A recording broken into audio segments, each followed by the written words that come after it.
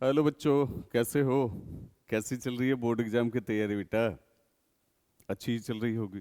बहुत अच्छी तरह से पढ़ो, बहुत अच्छा मार्क लाओ। ठीक है, माता पिता का नाम रोशन करो। ठीक है, खुद में भी खुशी होती है, एक कॉन्फिडेंस जगता है ना? तो चलो आज फिर मैं इलेक्ट्रिसिटी के जो है एग्जाम्पलर के सॉल्यूशन के साथ जो है आपके सामने हूँ। ठीक है। और बच्चों को बड़ी परेशानी होती है कि इलेक्ट्रिसिटी का जो है क्वेश्चन सॉल्व नहीं होता, एग्जाम्पलर के ऑब्जेक्टिव सॉल्व नहीं होते, एग्जाम्पलर के न्यूमेरिकल सॉल्व नहीं होते।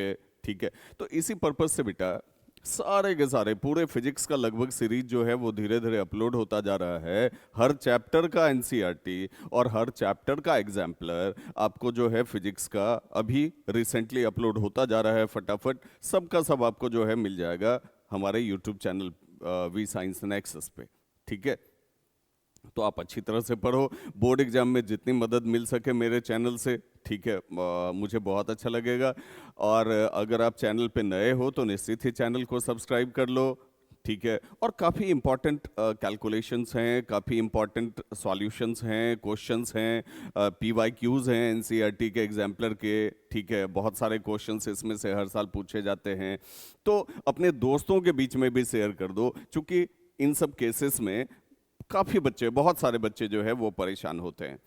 ठीक है। मैं जब ऑफलाइन में बच्चों को पढ़ाता हूं तो वहां भी बच्चों को परेशानियां होती है, तो सबको फायदा हो इसलिए ज्यादा से ज्यादा जो है इसको शेयर कर देना, ताकि सबको बेनिफिट हो जाए। सबका बोर्ड एग्जाम है ना। ठीक है। तो चलो, बहुत अच्छा चैप्टर है इलेक्ट्रिसिटी, शानदार चैप्टर है।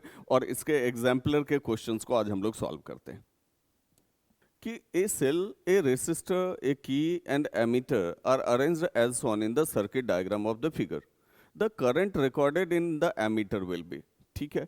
अब सब में जो है क्या किया है कि रेसिस्टर को जोड़ दिया है, की को जोड़ दिया है, एमीटर को जोड़ दिया है। ठीक है। तो अब यहां कॉन्सेप्ट है कि रेसिस्टर जो आपने जोड़ा है, रेसिस्टर जो आपने जोड़ा है, ठीक है, सेम रेसिस्टर जोड़ा है आपने तीनों में, और सीरीज कॉम्बिनेशन में ही जोड़ा है। तो कहीं भी जोड़े हो, नीचे जोड़े हो, ऊपर जोड़े हो, बगल में जोड़े हो, राइट साइड जोड़े हो, लेफ्ट साइड जोड़े हो, कोई फर्क नहीं पड़ता, एमीटर आपका सेम रीडिंग देगा। तो is the same in all the cases. खाली कनेक्शन सही होना चाहिए। कनेक्शन सही नहीं होगा तो फिर तो जो है फिर तो आपका सर्किट ही काम नहीं करता ना।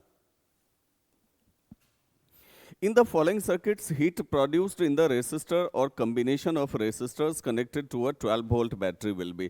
heat produced देखना है बेटा। ठीक है। तो यहां देखना, इसका रेसिस्टेंस कितना हो गया? 2 ओम हो गया। इसका रेसिस्टेंस कितना हो गया बेटा? 4 ओम हो गया। इसका रेसिस्टेंस पैरेलल कॉम्बिनेशन है, 1 ओम हो जाएगा। ठीक है। वोल्टेज आपको दिया हुआ है, तो वोल्टेज और रेसे यहाँ भी वोल्टेज, सबका वोल्टेज बराबर ही दिया हुआ है, 12 वोल्ट ही दिया हुआ है। ठीक है। तो आपको V पता है, आपको R पता है, और टाइम लेट कर लेते हैं, टाइम जो है T लेट कर लेते हैं। चूंकि आप जानते हो कि H बराबर आई स्क्वायर आर टी होता है। ठीक है। तो आप ये भी तो जानते हो, V और R के केस में भी तो आप जानते हो बेटा कि H इज इक्वल टू जो है PT होता है। आई स्क्वायर R के जगह हम लोग P ले लेते हैं तो PT हो जाता है। और P का अगला फॉर्मूला है V स्क्वायर बाय R। ये भी ना होता है पावर का फॉर्मूला। तो यहां हम इसी फॉर्मूला से कंपेयर करके देख लेंगे, H is equal to V square by R into T से। ठीक है। तो चाहो तो वैल्यू रख लो, ठीक है, चाहो तो ना भी रखो, चूंकि टाइम का वैल्यू नहीं दिया है। ठीक है। वोल्टेज का दिया हुआ है, ले लो, वैल्यू ही ले लो, क्या जाता है। तो अगर इसका निकालते हैं, चूंकि कह रहा है कि in the following circuits heat produced in the resistor और combination of resistors connected to 12 volt battery will be same in all the cases. क्या लगता है, सेम होगा? सेम तो नहीं होगा बेटा, चूंकि रेसिस्टेंस अलग अलग है तो सेम नहीं होगा।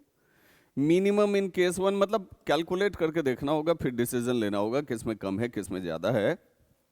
पहले इसका निकालते हैं, H is equal to V square, तो 12 इंटू 12 इंटू टी। ठीक है, ये V square T by R हो जाएगा ना बेटा, और बाय आर हो गया 2। ठीक है। तो ये आपका आ गया 72T, इतना जूल आ गया। इसका देखते हैं, H is equal to V square by R into T. ठीक है। ये आ गया बेटा 3060। ठीक है, इसको देख लेते हैं। H is equal to V square into T by R आ गया 1। ये हो गया 140/40। बताओ सबसे ज़्यादा किस में आता है, जल्दी से बताओ। ठीक है, तो सबसे ज़्यादा भाई थर्ड में आता है, इसलिए मैक्सिमम इन केस 3 हो गया। ठीक है, समझ में आ गई बात। चलो आगे बढ़ते हैं। Electrical resistivity of a given metallic wire depends upon. ठीक है, इलेक्ट्रिकल रेसिस्टिविटी जो है वो किस पर डिपेंड करती है? तो आपने पढ़ा ही है कि ये नेचर ऑफ मटेरियल पर डिपेंड करता है, उसके लेंथ पर, उसके थिकनेस पर, उसके शेप पर डिपेंड नहीं करता, ये उसके नेचर पे डिपेंड करता है, नेचर ऑफ मटेरियल पे डिपेंड करता है। A current of 1 ampere is drawn by a filament of an electric bulb. ठीक, number of electrons passing through a cross section of the filament in 16 second would be roughly। अच्छा, current कितना है बेटा? 1 ampere है, time दे दिया है 16 second, और कह रहा है कि नंबर ऑफ इलेक्ट्रॉन निकाला। ठीक है, अब क्या जानते हो? I is equal to Q by T, जानते हो ना बेटा? और Q इज इक्वल टू आप NE भी जानते हो, तो NE बाई टी हो गया। ठीक है, I is equal to NE by T हो गया। अब इसको क्रॉस मल्टीप्लाई करके हम लोग ऐसे भी तो लिख सकते हैं, NE is equal to IT। देख लो, तो N इज इक्वल टू बेटा क्या हो जाएगा? N इज इक्वल टू हो जाएगा IT by N, sorry IT by E is equal to 1 into 16 by E का वैल्यू क्या होता है, याद होगा आपको? 1.6 into 10 to the power minus 19। इसका पॉइंट हटा के यहाँ 0 कर दो, 16 कैंसिल कर दो। ठीक है, तो 10 हो गया इंटू 10 टू द पावर 19 हो गया। इसको अगर आप सॉल्व करोगे तो 10 टू द पावर 20 आ गया। ये आ गया नंबर ऑफ इलेक्ट्रॉन। समझे कैसे सॉल्व करेंगे? चलो अच्छी बात है। Identify the circuit in which the electrical components have been properly connected। Electrical components कहाँ properly connected है, ये देख लो।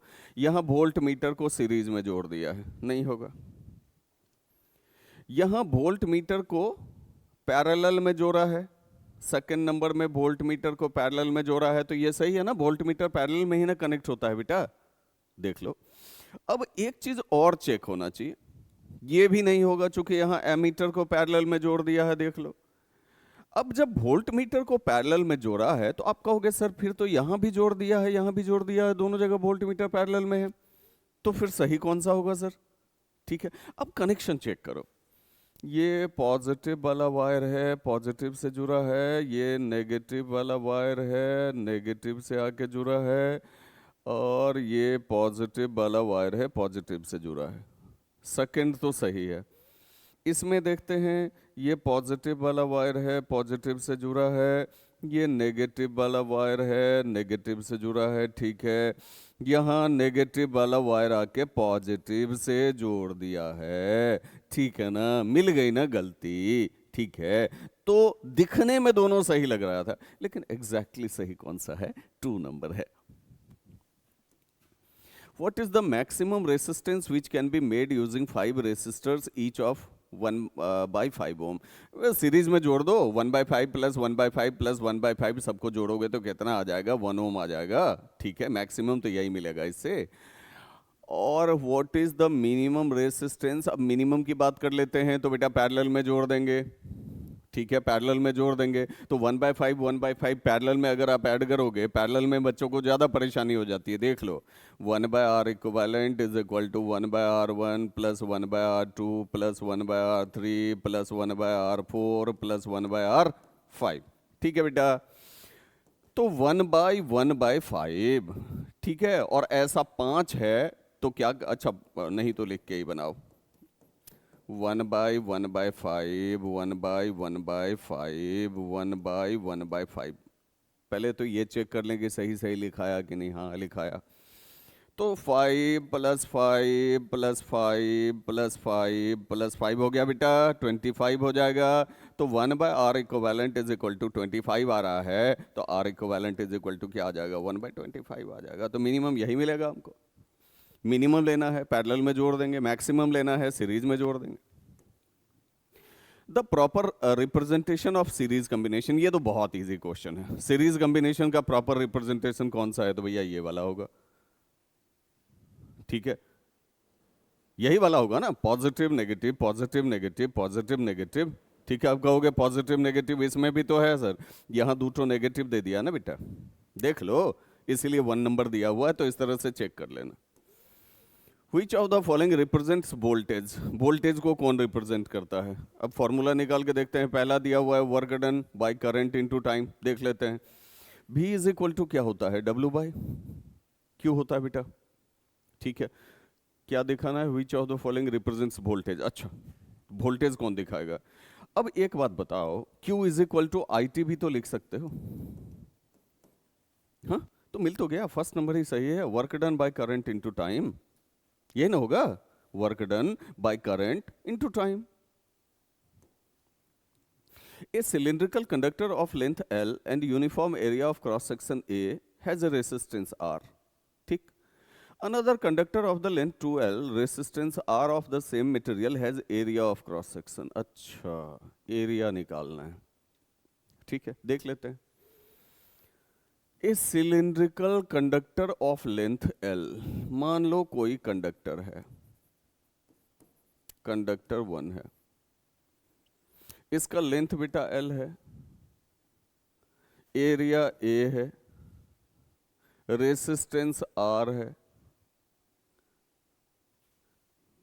Another conductor of length of the same material, material भी सेम है तो रेसिस्टिविटी भी ले लो सेम। कंडक्टर 2 लेते हैं, another conductor of length 2L, resistance R, same material है, रेसिस्टिविटी रो हो जाएगी। एरिया देखना है तो A डैश मान लेते हैं बेटा। अब एक बात बताओ, इसका R निकालो तो R is equal to rho L by A, ठीक है। A निकाल लो, चूंकि एरिया का कैलकुलेशन है इसलिए बेटा A निकाल रहे हैं, A is equal to rho L by R हो जाएगा। इसका देखते हैं, रेसिस्टेंस तो कह रहा था कांस्टेंट ही होगा, तो R is equal to rho L by A होता है, तो रो इंटू 2L कर लेते हैं, बाय A के जगह A डैश कर लेते हैं बेटा। तो R इज इक्वल टू हो गया 2 rho L by A dash, A dash पर फोकस करना है हम लोगों को, तो R A dash is equal to हो गया 2 rho L by R, sorry R A dash है ना, तो अगर A डैश लिख दें डायरेक्ट, ठीक है, जगह कम है, तो A डैश बराबर इतना आ गया, है ना। R A डैश बराबर 2, यहीं लिख देता हूँ, R A dash is equal to 2 rho L हो गया, तो A dash is equal to जो है क्या हो जाएगा, तो 2 रो L बाय R हो जाएगा, ठीक है।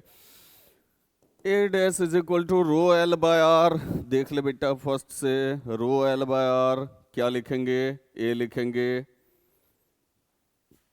तो 2 इंटू A हो गया, तो A डैश बराबर बेटा क्या आ गया, 2A आ गया, ठीक है। तो इसका ऑप्शन C हो जाएगा। A student carries out an, Ohm's law का ग्राफ है, ठीक है।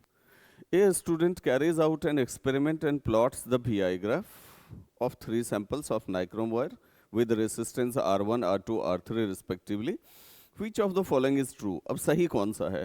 पहले तो आप ये देख लो कि यहाँ I by V का कॉन्सेप्ट है, ठीक है, आपको याद है ना, V is equal to IR होता है, ठीक है। तो I इज इक्वल टू क्या हो जाएगा, या R इज इक्वल टू बेटा क्या हो जाएगा, R is equal to V by I हो जाता है। यहाँ I बाय V आ रहा है, मतलब ये 1 बाय R का कॉन्सेप्ट है, 1 बाय R का कॉन्सेप्ट है, मतलब एंगल अगर कम होगा तो रेसिस्टेंस ज्यादा होगा, एंगल ज्यादा होगा तो रेसिस्टेंस कम होगा, और ज्यादा होगा तो रेसिस्टेंस और कम होगा, मतलब सबसे ज्यादा रेसिस्टेंस हो गया R3, उससे कम R2 और सबसे कम R1। चूंकि वैसे तो एंगल बढ़ता है तो रेसिस्टेंस बढ़ेगा, ग्राफ का एंगल बढ़ेगा तो वैल्यू बढ़ेगा, ठीक है, लेकिन रेसिप्रोकल है ना बेटा, उल्टा सोचना होगा, पढ़ा ही है आपने, ठीक है। तो ये ऑप्शन हो जाएगा, ये सबसे कम, यहां उससे ज्यादा, यहां उससे ज्यादा, एंगल की बात कर रहा हूं। तो एंगल अगर बहुत कम है तो रेसिस्टेंस बहुत ज्यादा है, एंगल उससे ज्यादा है तो एंगल बढ़ेगा तो रेसिस्टेंस घटेगा, रेसिप्रोकल है और भी ज्यादा बढ़ेगा और रेसिस्टेंस घटेगा, इसलिए यहां सबसे ज्यादा रेसिस्टेंस R3 का है, ठीक है। फिर R2, फिर R1। If the current I through a resistor is increased by 100%, ठीक है, करंट I 100% से बढ़ गया, the temperature remains, assume that the temperature remains unchanged, अच्छा मान लो कंडक्टर का टेम्परेचर जो है वो अनचेंज रहा, the increase in power dissipated will be, अब पावर कितना से इंक्रीज करेगा ये निकालना है। तो करंट मान लो पहले I है, ठीक है, तो बेटा P इज इक्वल टू क्या हो जाएगा, I स्क्वायर R, ठीक है, चूंकि रेसिस्टर है तो कुछ ना कुछ रेसिस्टेंस होगा, R लेट कर लो। और जब करंट को 100% से बढ़ा देते हो, I प्लस 100% ऑफ I कर देते हो, तो ये 2I हो जाएगा। सिंपल सी बात है, होगा कि नहीं होगा, बिल्कुल होगा। अब पावर फिर से निकाल लो, तो इस बार 2I का स्क्वायर इंटू R हो जाएगा, तो 4I स्क्वायर R हो जाएगा। तो बेटा कितना से इंक्रीज किया, इंक्रीज कितना से कर रहा है, डिफरेंस कितना का है, तो 4I square R minus I square R is equal to 3I square R, 300% का इंक्रीज है भाई, पहले I स्क्वायर R था, अब 3I स्क्वायर R हो गया। The resistivity doesn't change, resistivity पर हम लोग बात कर ही चुके हैं, मटेरियल के साथ तो चेंज होता है, टेम्परेचर के साथ भी चेंज होने के चांसेस काफ़ी ज़्यादा होते हैं, और मटेरियल टेम्परेचर दोनों चेंज हो रहा है तब तो चेंज हो ही सकता है, शेप के साथ इसका कोई वास्ता नहीं होता, ठीक है, रेसिस्टिविटी को शेप से कोई मतलब नहीं है। In an electrical circuit 3 incandescent bulbs A B C, filament वाला bulb A B C of rating 40 watt, 60 watt, 100 watt respectively are connected in parallel to an electric source, Which of the following is likely to happen regarding their brightness? अच्छा brightness की बात कर रहे हैं। एक बात बताओ, हमने 9 वॉट का बल्ब लगाया, उससे ज़्यादा ब्राइटनेस होगा कि 20 वॉट का बल्ब लगाते हैं उससे ज़्यादा ब्राइटनेस होगा? ठीक है, सिंपल सी बात है, ज़्यादा वॉट लगाएंगे ज़्यादा ब्राइटनेस होगा, ठीक है। अब वो तुम्हारे क्लासरूम वाली बात नहीं है, वॉट लगा देंगे तुम्हारा, ठीक है, तो आदमी का वॉट नहीं लगाना है, बल्ब की बात कर रहे हैं हम लोग, ठीक है। तो सिंपल सी बात है, अगर हम इसको पैरेलल कनेक्ट करते हैं, इक्वल वोल्टेज मिल रहा है, तो सबसे ज्यादा ब्राइट होगा 100, उससे कम 60, उससे कम 40। जितना ज्यादा वॉट बढ़ाते जाओगे, पावर बढ़ाते जाओगे, ब्राइटनेस उतनी ज्यादा होती जाएगी बेटा। तो brightness of all the bulbs will be same, हो ही नहीं सकता। Brightness of bulb A will be maximum, bulb A है तेरी नहीं होगा। Brightness of bulb B will be more than A, B का ए से ज्यादा होगा, सही बात है। और brightness of bulb C will be less than B, अरे सी का जो है ये तो सबसे ज्यादा होगा ना, लेस देन बी का आएगा, तो ऑप्शन आपका यही हो गया, ठीक है। In an electrical circuit two resistors 2 ohm and 4 ohm respectively are connected in series to a 6 volt battery, the heat dissipated, एक काम करो, पहले इसका जो है सर्किट बना लेते हैं, 2 ohm हो गया, 4 ohm हो गया, इसको सीरीज में कनेक्ट कर दिया है टू ए 6 वोल्ट बैटरी, ठीक है, 6 वोल्ट की बैटरी से इसको कनेक्ट कर दिया है, बढ़िया बात है, अच्छी बात है। The heat dissipated by the 4 ohm resistor in 5 second, ये मान लो 2 ohm है, ये 4 ohm है, इसका हीट निकालना है, ठीक है, कितना सेकंड में भाई, तो टाइम दे दिया है 5 सेकंड, ठीक है। तो बेटा सीरीज कॉम्बिनेशन है, आई निकाल लो, मैंने एनसीईआरटी में भी बताया है तुमको कि सीरीज कॉम्बिनेशन है तो आई पर अटेम्प्ट करो, आई कांस्टेंट होता है, ठीक है। तो यहां आर इक्विवेलेंट कितना हो गया बताना, 6 ओम, और I इज इक्वल टू होता है V बाय आर, तो 6/6 1 एम्पियर हो गया भाई। टाइम हमको 5 सेकेंड दे ही दिया है, ठीक है, और रेसिस्टेंस कह रहा है 4 ओम, R इज इक्वल टू 4 ओम, इसका निकालना है, हीट निकालना है। तो H इज इक्वल टू क्या जानते हो बेटा, आई स्क्वायर आर टी होता है, ठीक है। तो 1 का स्क्वायर इंटू 4 इंटू 5 20 जूल हो जाएगा, ये ऑप्शन हो जाएगा, सी हो जाएगा बेटा। An electric kettle consumes 1 kilowatt of electric power when operated at this. A fuse wire of what rating must be used for it? किस रेटिंग में फ्यूज वायर आप यूज करोगे? तो जितना करंट डिमांड कर रहा है उस रेटिंग के हिसाब से कर देंगे। देख लेते हैं, पावर है 1 किलोवाट मतलब 1000 वाट हो गया बेटा, और वोल्टेज है 220 वोल्ट। अच्छी बात है, बहुत अच्छी बात है, ठीक है। P is equal to V I हम जानते ही हैं, क्योंकि फ्यूज करंट सप्लाई के हिसाब से लगाते हैं, तो I is equal to P by B हो गया। तो 1000 बाई 220 हो गया,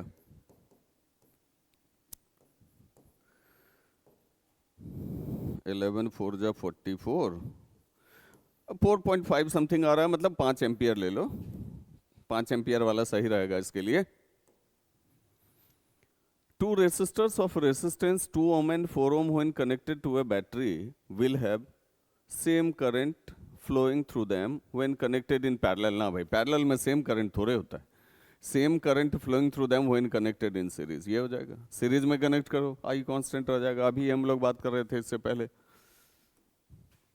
unit of electric power may also be expressed as, ठीक है, volt ampere kilowatt hour, ना ये तो एनर्जी का है, ठीक है। वॉट सेकंड ये भी नहीं होगा, जूल सेकंड ये तो पावर का है, ठीक है। वॉट सेकंड भी एनर्जी का हो जाएगा, ये पावर का हो जाएगा। इलेक्ट्रिक पावर नहीं, जूल सेकंड नहीं, जूल पर सेकंड आता है ना, तो ये भी नहीं होगा, ठीक है। P is equal to W by T होता है, तो वोल्ट एम्पियर हो जाएगा। कैसे, तो P is equal to V I होता है, तो V का वोल्ट हो गया, I का एम्पियर हो गया, तो वोल्ट एम्पियर हो गया। एक कंफ्यूजन बच्चों को जूल सेकंड में आ जाता है, तो P is equal to W into T नहीं होता है, डब्ल्यू बाई टी होता है, तो ये जूल पर सेकंड आएगा, ये जूल सेकंड नहीं आएगा, ठीक है। तो यही ऑप्शन होगा। A child has drawn the electric circuit to study Ohm's law as shown in figure. His teacher told that the circuit diagram needs correction. Study the circuit diagram and redraw it after making all। ठीक है, पहले तो जो है बच्चे ने ये circuit बनाया है, ठीक है, तो यहाँ कोई लेबलिंग नहीं है, ठीक है, ना ही कनेक्शन सही ढंग से है, तो पहले तो यहाँ लेबलिंग करना होगा, यहाँ कनेक्शन सही ढंग से करना होगा, ठीक है। दोनों तरफ नेगेटिव कर दिया है, ठीक है, बैटरी उल्टा पुल्टा करके कनेक्ट किया है, तो पहले तो इसको ठीक करना होगा, ठीक है। देखो ना, सही किया है ना, एक तरफ नेगेटिव कर दिया है, एक तरफ पॉजिटिव कर दिया है, तो पहले तो इसको सही करना होगा।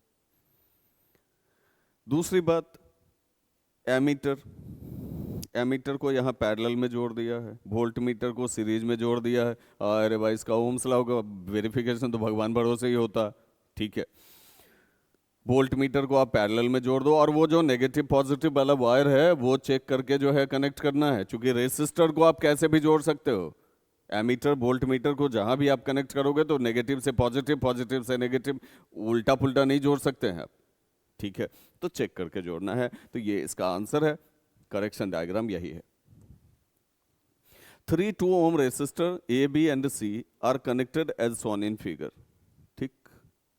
Each of them dissipates energy and can withstand a maximum power of 18 watt। ये 18 watt पावर कंज्यूम करता है, okay, without melting. Find the maximum current that can flow through the 3 resistors। तो जो करंट यहां फ्लो करेगा वही current ना आगे जाके दो पार्ट में डिवाइड होगा बेटा, तो मैक्सिमम करंट यहां से निकाल लेते हैं हम लोग। तो गिवन में आपको दे दिया है P is equal to 18 watt, R दे दिया है आपको 2 ओम, ठीक है। मैक्सिमम करंट निकाल लेते हैं, P is equal to I square R का फॉर्मूला यूज कर लेते हैं, तो I square is equal to P by R हो जाएगा, ठीक है। तो इज इक्वल टू जो है पावर हो गया 18 बाई 2 हो गया, तो 9 हो गया।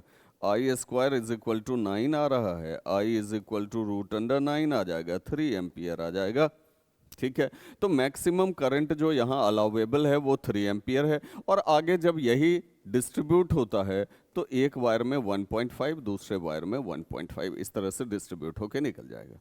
ओके, तो मैक्सिमम करंट 3 एम्पियर होगा।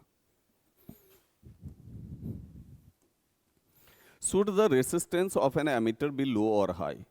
अभी हम पहले ही बात कर चुके हैं कि भाई रेसिस्टेंस हाई होना, रेसिस्टेंस लो होना चाहिए किसका? एमीटर का। 0 होना चाहिए approximate. It should be as close to 0 as possible. ठीक है, जहां तक हो सके 0 के आसपास होना चाहिए ideally. It should be 0 ohm. If it is non zero it will affect the current. अगर मान लीजिए ये 0 नहीं होता है तो फिर तो करंट को इफेक्टेड करेगा, करंट को इफेक्टेड करेगा तो एग्जैक्ट करंट फिर मेजर नहीं ना हो पाएगा। समझ में आ रही है बात? ठीक है, तो 0 के आसपास रहना चाहिए। Draw a circuit diagram of an electric circuit containing a cell, a key, an ammeter, a resistor of 2 ohm in series with a combination of 2 resistors 4 ohm in parallel and a voltmeter across parallel combination. 2 4 ohm है, parallel है, 2 ohm के साथ series में है, बढ़िया बात है। Will the potential difference across the 2 ohm resistor will be same as that across the parallel combination of 4 ohm resistor? Give reason. Will the potential difference across the 2 ohm resistor, 2 ohm resistor का जो potential difference है will be same as that across the parallel combination of 4 ohm resistor? हाँ भाई, ये दोनों 4 तो parallel में है तो ये भी 2 ohm ही हो जाएगा ना। ठीक है, तो ओवरऑल अगर कॉम्बिनेशन के लिए देखें तो इसका वोल्टेज इसके वोल्टेज के बराबर ही होगा। ठीक है, एग्जाम्पलर ने भी हिंट दे रखा है, yes total resistance of the parallel combination is also 2 ohm. Parallel combination का जो है रेसिस्टेंस ऑलरेडी 2 ओम निकलता है, पैरेलल है ना, 1/4 1/4। ठीक है, तो वो भी 2 ओम आ जाता है, तो दोनों का पोटेंशियल डिफरेंस जो है वो बराबर होगा। How does use of a fuse wire protect electrical appliances? पहले भी मैंने कई बार डिस्कस किया है कि अगर किसी कारण से करंट जो है वो एब्रप्टली हाई होता है, 5 एम्पियर का फ्यूज लगा हुआ है, 10 एम्पियर करंट पास होने की कोशिश कर रहा है, तो वो तो हीटिंग इफेक्ट ऑफ करंट पे काम करता है, तो वायर उसका मेल्ट कर जाएगा, सर्किट डिस्कनेक्ट कर देगा। ठीक है, बड़ी सिंपल से बात है। तो if a current larger than a specified value flows in a circuit, temperature of the fuse wire increases to its melting point, the fuse wire melts and the circuit breaks. अगला question है, what is electrical resistivity? Electrical resistivity क्या होता है? ठीक है, जानते ही हो, वैसे यहाँ लिखा हुआ भी है।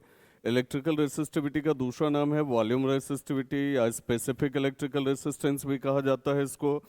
ठीक है, is a fundamental specific property of a material that measures its electrical resistance or how strongly it resists electric current.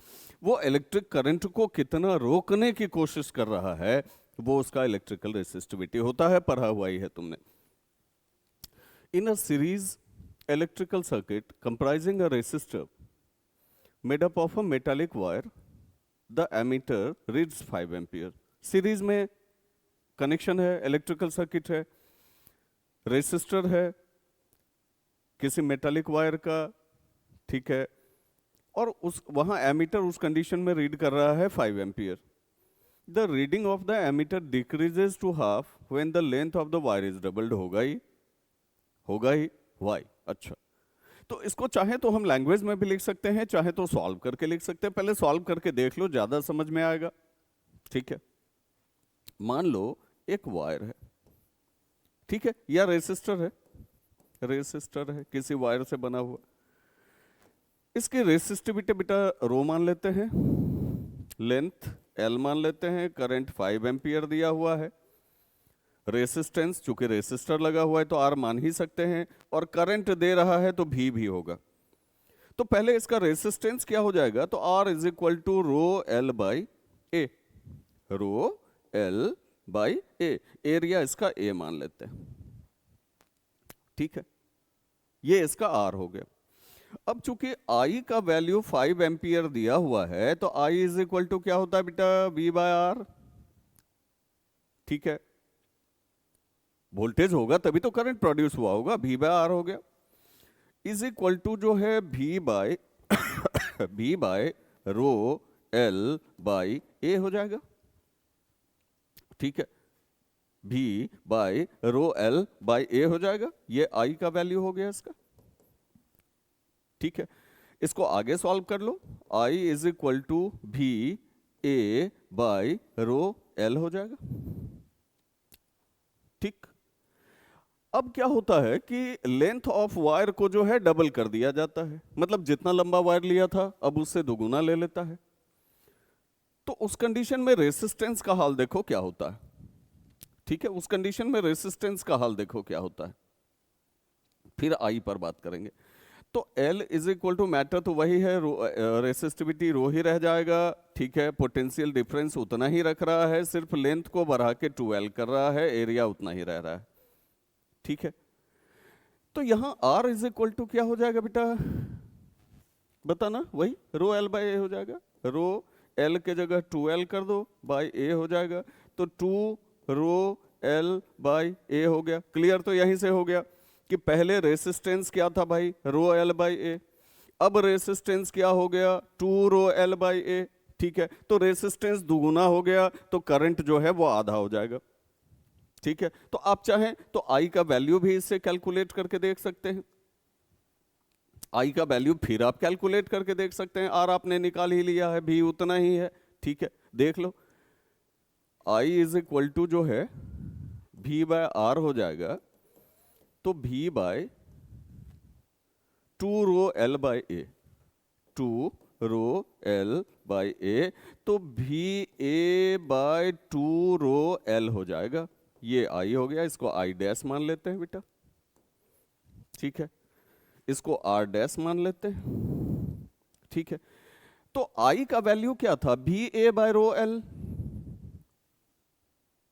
और आई डैश का वैल्यू क्या आ गया, भी ए बाय 2 रो एल, मतलब I dash is equal to 1 by 2 into भी A bye rho L, और ये value आई का था, तो 1 बाय 2 इंटू आई हो गया। तो देख ले बेटा, पहले आई था और अब आई डैश बराबर आई बाय 2 हो गया, यही मैं तुमको बताना चाह रहा था, क्योंकि चूंकि रेसिस्टेंस दुगुना हो जाता है तो करंट जो है आप जब कैलकुलेट करते हो तो हाफ आ जाता है, ठीक है, ठीक है, समझ में आ गई बात। दिक्कत होगा तो स्क्रीनशॉट लेते जाना, फिर खुद से भी सॉल्व करके देखना इसको। अब इसको तो मैं क्लियर करूंगा, चूंकि ये हमको जो है 25 नंबर क्वेश्चन जो है ये बताना है बेटा।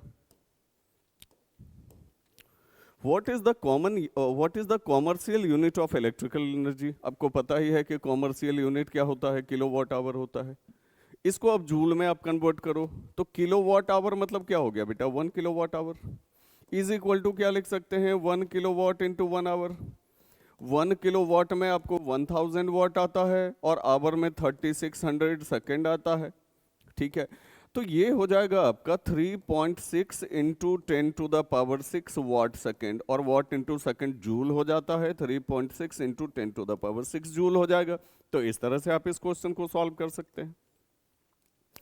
26 है, a current of 1 ampere flows in a series circuit containing an electric lamp and a conductor of 5 ohm when connected to 10 volt battery। देखो बेटा, एक लैंप है, एक रेसिस्टर है, ठीक है, a current of 1 ampere flows in a series circuit containing an electrical lamp and a conductor of 5 ohm। ठीक है, चलो, कंडक्टर है, रेसिस्टेंस 5 ohm है, रेसिस्टर से ही दिखाते हैं अभी इसको, और ये हो गया लैंप, ये हो गया लैंप। 10 वोल्ट के बैटरी से इसको जोड़ दिया है, 10 वोल्ट के बैटरी से इसको जोड़ दिया है। Calculate the resistance. अच्छा, 1 एम्पियर करंट भी फ्लो हो रहा है सर्किट में, करंट जो फ्लो हो रहा है वो 1 एम्पियर फ्लो हो रहा है। तो calculate the resistance of electric lamp, बहुत आसान है भाई, ठीक है। देखो R इज इक्वल टू क्या हो जाएगा, V बाई आई हो गया, तो 10 बाई 1 इज इक्वल टू 10 ओम आ गया, तो ये R इक्विवेलेंट 10 ओम आया, पूरे सर्किट का 10 ओम आया। तो ये अगर 5 ओम है तो ये क्या हो जाएगा, तो 10 माइनस 5 इज इक्वल टू 5 ओम हो गया, तो लैंप का भी रेसिस्टेंस 5 ओम आ गया। Now if the resistance of 10 ohm is connected in parallel with this series combination, अब इस सीरीज कॉम्बिनेशन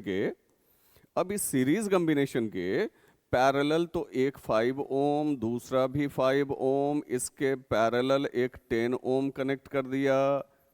ये लैंप था, ये कंडक्टर था, इसके पैरेलल एक रेसिस्टर 10 ओम जोड़ दिया है और वोल्टेज उतना ही है बेटा, 10 वोल्ट ही था शायद, हाँ 10 volt. What change, if any, in current flowing through 5 ohm conductor and potential difference across the lamp will take place? अच्छा, what change in current flowing through 5 ohm conductor and potential difference?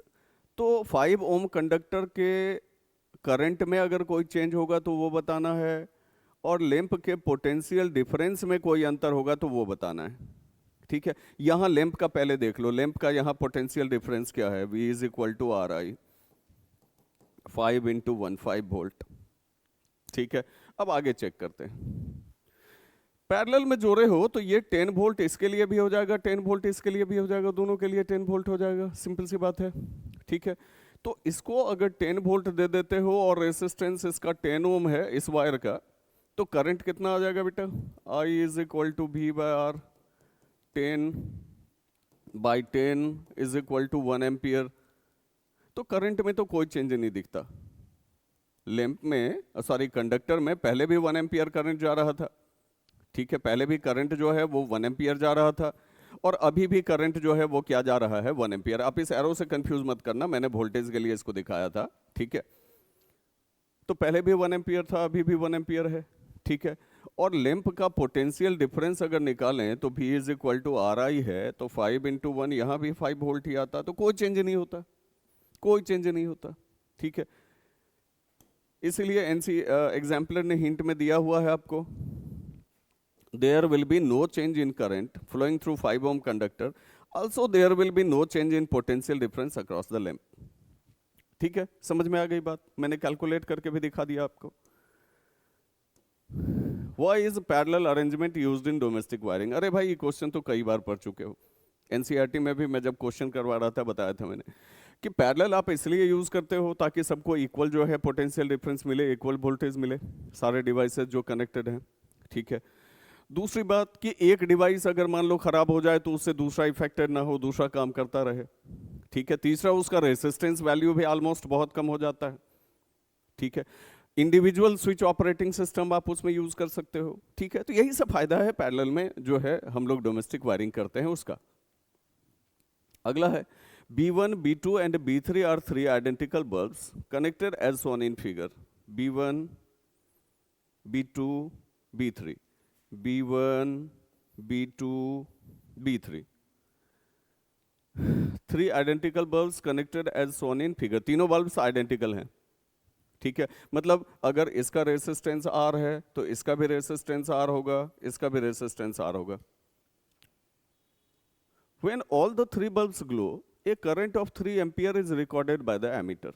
जब तीनों bulb glow करता है तो current आपका 3 ampere आ जाता है circuit का। What happens to the glow of the other 2 bulbs when the bulb B1 gets fused? इसी की तो अभी बात कर रहे थे, अगर B1 काम करना बंद कर दे तो बाकी दोनों काम करेगा, और क्या होगा, बाकी दोनों B2, B3 काम करेगा। What happens to the reading of A1, A2 and A3 and A when the bulb B2 gets fused? अगर B2 फ्यूज कर जाए, अगर B2 फ्यूज कर जाए तब भाई क्या होगा, तब करंट रीडिंग क्या आएगा। ओके, चलिए कैलकुलेट करते हैं, देखते हैं क्या आएगा। उसके लिए तो पहले रेसिस्टेंस निकालना होगा, क्योंकि भी तो दिया हुआ है, सबको इक्वल भी मिल जाएगा, रेसिस्टेंस पता नहीं है तो करंट कैसे निकलेगा। तो यहां I इज इक्वल टू आपको 3 एम्पियर दिया हुआ है और भी दिया हुआ है 4.5 वोल्ट, सर्किट का इक्विवेलेंट दिया हुआ है आपको। तो R इज इक्वल टू क्या हो जाएगा बेटा, V बाई I। ठीक है, तो 4.5 बटे 3 हो जाएगा, तो 1.5 आ जाएगा, इतना ओम आ जाएगा, ये पूरे सर्किट का हो गया। अब चूंकि इंडिविजुअल पूछ रहा है तो इंडिविजुअल निकालना होगा हम लोगों को, ये R इक्विवेलेंट निकल रहा है। पैरेलल में आप जानते हैं कि 1 by R equivalent is equal to होता है 1 by R1 plus 1 by R2 plus 1 by R3। ठीक है, तो तो 1/1.5 is equal to 1/r plus 1/r plus 1/r, क्योंकि तीनों इक्विवेलेंट था। तो 1/1.5 इज इक्वल टू जो है 3/r हो गया बेटा। तो r इज इक्वल टू कितना आ गया, 4.5 ओम आ गया। मतलब जितना भी बल्ब है, ये भी बल्ब आपका 4.5 ओम, ये बल्ब भी आपका 4.5 ओम, ये बल्ब भी आपका 4.5 ओम। ओके, निकाल लिए। अब क्वेश्चन क्या था? अच्छा, क्वेश्चन तो यहां लिखा हुआ है। क्वेश्चन क्या था? What happens to second number, what happens to the reading of A1, A2, A3 when the bulb B2 gets fused? A1, A2, A3, तो B2 फ्यूज किया है ना, जस्ट ए मिनट फिर से देख लेते हैं। बल्ब B2 गेट्स फ्यूज्ड, सही बात है। तो B2 फ्यूज किया है तो इसका जो है करंट 0 हो जाएगा। इसका अगर निकालें एमीटर रीडिंग तो V/R हो जाएगा, 1 एम्पियर आ गया। इसका अगर निकालें तो इसका भी V/R हो जाएगा, ये भी 1 एम्पियर आ गया बेटा। और क्या था, और कुछ था क्या? A1, A2, A3 and A। अच्छा, ओवरऑल कितना होगा पूरे सर्किट में? अब करंट कितना फ्लो कर रहा है? तो 1 ampere plus 1 ampere is equal to 2 ampere हो गया। How much power is dissipated in the circuit when all the 3 bulbs glow together? अगर मान लो तीनों बल्ब ग्लो कर रहा है, ठीक है, तीनों बल्ब ग्लो कर रहा है, पैरेलल कॉम्बिनेशन है, P निकाल दो, P is equal to V² कर दो बेटा। ठीक है, पूरे सर्किट का इसलिए इक्विवेलेंट करना होगा। तो V² हो गया आपको 4.5 इंटू 4.5 और बटे R आ रहा था 1.5, तो ये 13.5 वॉट आ जाएगा। ठीक है, समझ में आ गई बात? चलो, 3 incandescent bulbs of 100 watt each are connected in series in an electric circuit। 300 what का बल्ब है, ठीक है, उसको सीरीज में जोड़ दिया गया। In another circuit another set of 3 bulbs of the same voltage same wattage are connected in parallel। फिर क्या किया? फिर उसको पैरेलल में भी जोड़ दिया। 100 100 100 सीरीज में जोड़ दिया, फिर 100 100 100 पैरेलल में जोड़ दिया। ठीक है, will the bulb in the 2 circuits glow with the same brightness? हो ही नहीं सकता, हो ही नहीं सकता। रीजन है कि सीरीज में रेसिस्टेंस बढ़ जाएगा R इक्विवेलेंट, ठीक है, और पैरेलल में रेसिस्टेंस घट जाएगा। तो दोनों में कैसे जो है सेम जो है ग्लो करेगा? सीरीज में सबको इक्वल वोल्टेज जो है वो नहीं मिल रहा है, ठीक है, पैरेलल में सबको इक्वल वोल्टेज मिल रहा है, कैसे ग्लो करेगा? ठीक है, तो सेम जो है सेम ग्लो नहीं होगा। ठीक है, जस्टिफाई योर आंसर, तो वोल्टेज से जस्टिफाई कर देना इसको। Now let 1 bulb in both the circuits get fused. लो, अब दोनों सर्किट में एक एक बल्ब फ्यूज करवा के देख लो। सीरीज में क्या होगा? सारे बल्ब बंद हो जाएंगे, ठीक है, और पैरेलल में क्या होगा? एक फ्यूज भी करेगा तो बाकी दोनों चलता रहेगा। अभी हम लोगों ने न्यूमेरिकल में देखा है उसको। ठीक है, अगले नंबर में चले आओ। Find out the following in the electric circuit given in figure. अब फिगर दिया हुआ है, इसमें फाइंड करना है effective resistance of the 2 4 ohm resistor in the. ये तो बहुत इजी है भाई, 1/8 1/8 हो जाएगा, तो क्या हो जाएगा? दोनों का जो है 2/8 हो जाएगा, फिर 1/4 हो जाएगा। R इक्विवेलेंट निकालेंगे तो 4 ओम आ जाएगा, इसका 4 ओम आ जाएगा। ठीक है, current flowing through 4 ohm resistor. अब इस 4 ओम से करंट निकालो, ठीक है, इस 4 ओम से करंट निकालो। तो इसके तो जो है, इसके तो सीरीज में ये पैरेलल वाला भी है ना, तो टोटल सर्किट का रेसिस्टेंस आपको 8 ओम आ जाता है। ठीक है, तो I इज इक्वल टू क्या होगा बेटा? V/R हो जाएगा। चूंकि एक ही रेसिस्टर थोड़े है, पूरे करंट जो फ्लो करेगा इसके सीरीज में ये है, ये पैरेलल वाला इसके सीरीज में है, तो टोटल रेसिस्टेंस निकलेगा सर्किट का। फिर करंट हम कैलकुलेट कर सकते हैं। भले ही यहाँ करंट 2 पार्ट में डिवाइड होकर निकल रहा है, वो अलग बात है, लेकिन मिल तो रहा है इसको भी उतना ही ना। ठीक है, सीरीज है ना, I तो कांस्टेंट रहता है। तो V/R हो गया, तो 8/8 8 वोल्ट बाय 8 ओम हो जाएगा, तो आपको जो है 1 एम्पियर आ जाएगा। अगला क्वेश्चन है potential difference across 4 ohm resistor. हाँ, ये आप इंडिविजुअल निकाल सकते हो, क्योंकि पोटेंशियल डिफरेंस जो है वो अलग अलग होता है। ठीक है, सीरीज है, आई कांस्टेंट होता है, भी वेरिएबल होता है। तो भी is equal to R I कर दो, तो 4 इंटू 1 हो गया, तो बेटा 4 वोल्ट आ जाएगा। पावर डिसिपेटेड इन 4 ओम रेसिस्टर, अब उसका पावर भी आप कैलकुलेट कर दो। ठीक है, तो P इज इक्वल टू आप जान ही रहे हो, आई स्क्वायर आर सीरीज के लिए निकाल रहे हैं, तो 1 का स्क्वायर हो गया इंटू 4 हो गया, तो बेटा 4 वाट आ जाएगा। Difference in ammeter readings if any, क्या एमीटर रीडिंग में कोई डिफरेंस होगा? सीरीज है, क्यों डिफरेंस होगा? यहां भी आ रहा है आपको जो है 1 एम्पियर, तो यहां भी ये भी शो करेगा 1 एम्पियर। ठीक है, यहां भले ही 2 पार्ट में डिवाइड होकर निकलेगा, लेकिन ओवरऑल तो ये भी 1 एम्पियर ही ना शो करेगा बेटा। ओके, तो ये आपके एनसीईआरटी एग्जाम्पलर का सॉल्यूशन था, बहुत इंपॉर्टेंट चैप्टर का सॉल्यूशन था, इलेक्ट्रिसिटी का सॉल्यूशन था। तो ऐसे ही ढेर सारे यूजफुल लेक्चर्स जो है वो आपके चैनल पे आपको मिलते रहेंगे, जो आपकी बोर्ड एग्जाम की तैयारी में आपको बहुत मदद करेंगे, बहुत ज़्यादा मदद करेंगे। और बच्चे मोस्टली, मैं बार बार कहता हूं कि ऑप्टिक्स तो किसी तरह से काम करके निकल जाते हैं, इलेक्ट्रिसिटी में, मैग्नेटिज्म में, ठीक है, उसके क्वेश्चंस को बनाने में, एनसीईआरटी के क्वेश्चंस में, एग्जाम्पलर के क्वेश्चंस में बच्चे बहुत फंसते हैं, जो बोर्ड एग्जाम में हार्म करता है बच्चों के लिए। इसीलिए लगातार एनसीईआरटी और एग्जाम्पलर सीरीज आपको दे रहा हूं। ठीक है, हर चैप्टर का चैनल पर धीरे धीरे, ठीक है, हमारे यूट्यूब चैनल पे वी साइंस नेक्सस पे धीरे धीरे हर एक चैप्टर का एनसीईआरटी लेक्चर और एनसीईआरटी क्वेश्चन का सॉल्यूशन और एग्जाम्पलर क्वेश्चन का सॉल्यूशन, वो जो है धीरे धीरे अपलोड होता जा रहा है। तो अगर आप चैनल पे नए हो तो निश्चित ही चैनल को सब्सक्राइब कर लो, और अपने दोस्तों के बीच में भी लेक्चर को ज़्यादा से ज़्यादा शेयर करो बेटा, ये मेरा रिक्वेस्ट रहेगा तुमसे। इसका रीजन है कि सबकी बोर्ड एग्जाम्स है, सारे बच्चे परेशान हो रहे हैं। ठीक है, तो अगर उनकी परेशानी थोड़ी सी भी कम होती है आपकी मदद से, हमारी मदद से, तो इसमें क्या जाता है। ठीक है, तो अच्छी तरह, और जितना क्वेश्चंस मैं बताता जा रहा हूं उसको सिर्फ देखना नहीं है, क्योंकि यहां तो क्वेश्चंस रहते हैं, हिंट दिए हुए रहते हैं पीपीटी में। ठीक है, या आप एग्जाम्पलर ही बना रहे हो तो आपके बुक में हिंट दिया हुआ है। अब एग्जाम में तो ऐसा नहीं रहता, एग्जाम में तो आपको खुद से सॉल्व करना है।